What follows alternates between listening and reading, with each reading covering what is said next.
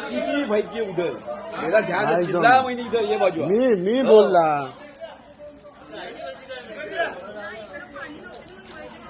अहो बोलला मग नाही तर आता तुम्ही काशीला गेलं असतं औषध काय असं करता तुम्ही जरा बघा ना आरामात या इकडून या इकडून या तिकडे पाणी एवढं आहे पाणी होतं नाही कसं पाणी एवढं पाणी आहे आम्ही गेलेलं आम्हाला पाणी नव्हतं